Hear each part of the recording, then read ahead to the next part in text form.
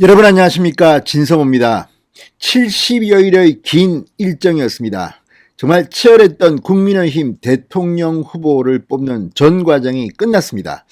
자, 오늘 국민의힘 전당대회에서 윤석열 전 검찰총장은 공식적인 국민의힘의 대통령 후보로 선출됐습니다. 차이도 넉넉했기 때문에 다른 큰 문제 없이 윤석열은 이제 달립니다. 윤석열은 오늘 후보 수락연설에서 상식의 윤석열과 비상식의 이재명이 붙는 이번 대선이 될 것이라고 전망했습니다. 자, 오늘 윤석열 후보는 이 전당대회를 마친 뒤 기자들과 일문일답을 했습니다. 기자들은 그동안 궁금했던 것을 가감없이 물었습니다. 윤석열 전 총장 상당히 많은 준비가 된 것 같습니다. 이미 윤석열은 오늘 후보로 당선될 것을 예상하고 상당히 정치한 생각들을 갖고 있는 것 같았습니다. 무엇보다 이제 미뤄왔던 광주 방문을 하고 전두환 전 대통령 발언 등에 대해서 사과를 하겠다고 했습니다. 그냥 다녀오는 게 아니라 1박 2일로 하루 자고 오겠다고 했습니다.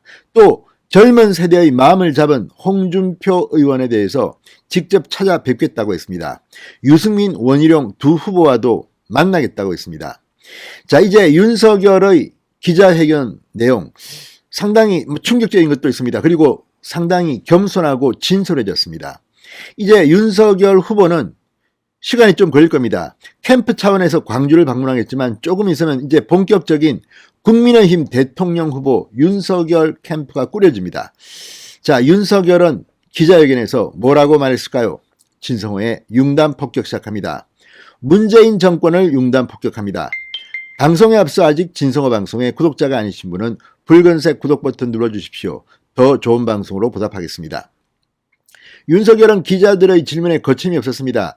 특히 이른바 고발 사주 의혹 등 문재인 검찰의 윤석열 본인 그리고 가족에 대한 수사에 대해서는 자신감을 내비쳤습니다. 자, 이른바 가족 리스크 그리고 고발 사주 의혹에 대해서 워낙 말이 되지 않는 이야기라 대응의 필요성을 느끼지 않는다, 이렇게 말했습니다. 오늘 용산구 백범 김구 기념관에서 열린 제2차 전당대회에서 결과 발표 후 기자들과 만난 윤석열은 가족에 대한 것은 1년 6개월을 수사했다. 정치 공작, 불법적인 선거 개입이 계속되면 거기에 따른 상응하는 책임을 져야 하지 않겠느냐, 이렇게 말했습니다. 자, 지금 언론들은 서울중앙지검 또는 김호수 검찰총장의 검찰 분위기에 대해서도 앞으로 취재를 좀 해보십시오. 윤석열 전 총장이 제1야당의 대통령 후보가 됐다는 것은 정치적으로 민감한 검사들에는 상당한 시그널이 될 겁니다. 이재명 수사도 있고 윤석열 수사도 있습니다. 과연 공정하게 수사하는지 윤석열이 두 눈 부릅뜨고 볼 겁니다. 게다가 많은 사람들은 걱정을 하십니다. 윤석열 후보가 지금 대선 기간 이제 4개월 남았는데 그동안 구속되는 거 아니냐, 또는 수사받고 기소되면 어떡하느냐, 아무런 문제가 없습니다. 지금 제1야당의 후보입니다. 그렇게 함부로 못합니다. 또한 지금 기소해봤자 재판 열리려면 대통령 선거 뒤입니다. 모든 것은 그 뒤로 가고 대통령에 당선되면 형사소출을 못합니다. 자, 지금 문재인 정권의 검찰이 이재명 대장동 의혹을 수사하는 걸 보십시오. 이제 검사들도 눈치를 끌었을 겁니다. 자, 그리고 윤석열 전 총장은 고배를 마신 홍준표, 유승민, 원희룡 후보에 대해서도 조속한 시일 내에 만나 뵙겠다고 했습니다. 이야기를 들어보고 또 어떤 역할을 할 생각이 있는지와 제가 어떤 역할을 부탁드려야 할지 등에 대해서 이야기를 나눠보겠다고 했습니다. 또 김종인 전 국민의힘 비대위원장 등판론에 대해서는 유익한 조언도 한 만큼 도와줄 것으로 생각한다. 선대위 구성은 당 관계자들과 깊이 논의해 구성하겠다고 덧붙였습니다. 자, 이 시간부터 윤석열은 국민의힘 대표갈도 함께합니다. 이제 이준석 대표는 내년 3월 9일 대통령 선거가 끝날 때까지 당대표 권한이 없어집니다. 윤석열이 당대표입니다. 따라서 이런 데는 윤석열의 심중이 상당히 중요할 겁니다. 자, 그리고 무엇보다도 이 안철수 또는 김동연 이 제3지대 사람들에 대해서 어떻게 생각하느냐, 이게 또 사람들이 관심이 많았던 것 같습니다. 여기에 대해서는 당분간 협력은 생각하고 있지만 당분간 행동에 옮기지는 않을 것이라는 의견을 냈습니다. 지금 이준석 대표 같은 경우는 안철수 후보에 대해서는 상당히 비판적입니다. 이런 것들에 대해서 상당히 많은 의논이 있을 겁니다. 자, 이준석 대표는 안철수 대표와의 단일화에 부정적인 자세를 보여주고 있다. 안철수 대표와 어떻게 접촉할 것인가? 또 이 김동연 전 부총리도 제3지대 주자로 잠재력을 보여주고 있다. 어떻게 보는가? 이렇게 기자가 물었습니다. 그러자 윤석열은 원론적인 말씀을 드리겠다. 이 무도한 정권의 연장을 끝내고 정권 교체를 한다는데 같은 열망을 갖는 분들이라 큰 틀에서 야권 통합을 이룰 수 있을 것이라고 생각한다. 당장은 여기에 대해서 드릴 말씀이 없다. 당장은.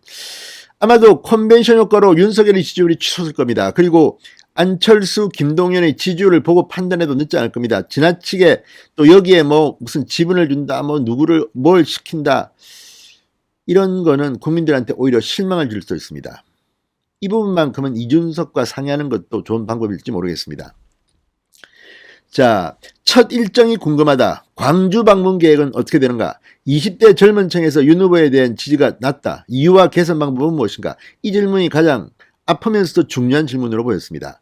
윤석열은 이렇게 말했습니다. 당분간은 국민 캠프에서 광주 방문 일정을 소화한다. 그러니까 이 국민의힘의 본격적인 대통령 선거 대책위원회는 만들려면 시간이 좀 걸립니다. 상당히 많은 사람들을 이제 모시고 와야 되고 또 전략 전술상 포스트에 제대로 앉히는 게 상당히 중요합니다. 윤석열 전 총장은 이렇게 말했습니다. 당분간 이 국민 캠프에서 광주 방문 일정을 소화하고 이제 시작하면서 할 일정들은 곧 발표를 하겠다. 어려운 상황에 있는 국민을 먼저 찾는 게 도리가 아닌가 생각한다. 광주 방문은 1박 2일, 당일 다녀오지는 않을 것이다. 이렇게 말했습니다. 자, 그리고 이 경선 중 가장 보람된 일과 가슴 아픈 일을 물었더니 이렇게 답했습니다.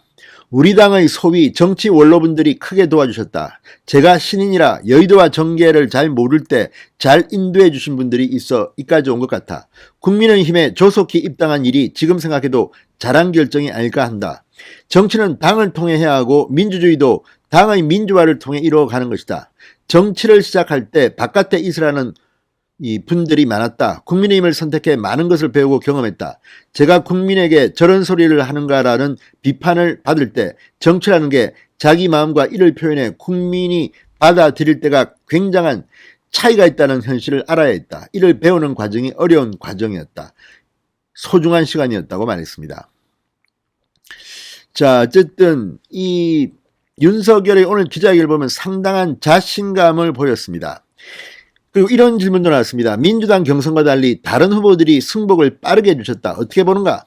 토론을 보면 굉장히 격렬하고 어떤 때는 감정적인 문제도 나오는 것처럼 보인다. 토론 시작 전이나 끝이 나서나 서로 가까운 분들이기에 서로 격려하면서 진행해왔다. 끝까지 오신 세 분은 국민의힘에서 오래 정치를 하신 분들이다. 원팀을 잘 이뤄 반드시 정권교체에 단결하고 화합된 모습을 보일 수 있을 것이라고 생각한다. 이렇게 말했습니다. 지난 토론에서 후회되는 발언들이 없다고 했다. 최종 후보로 당선된 지금은 혹시 있는가 이렇게 물어보니까 정치인이 말을 한 번 한 이상 후회도 무슨 소용이 있겠는가. 제가 받아들이는 국민의 입장에서 볼 땐 납득하기 어려운 이야기도 했기에 후회가 된다면 후회되는 게 한두 개 있겠냐마는 후회보다는 사과하고 질책받고 책임져 나가는 게 더 필요한 일이 아닌가 생각한다고 말했습니다. 자, 윤석열의 기자회견을 보면 앞으로 이재명, 문재인 각오해야 될 것 같습니다. 진성호의 융단 폭격이었습니다. 여러분 감사합니다.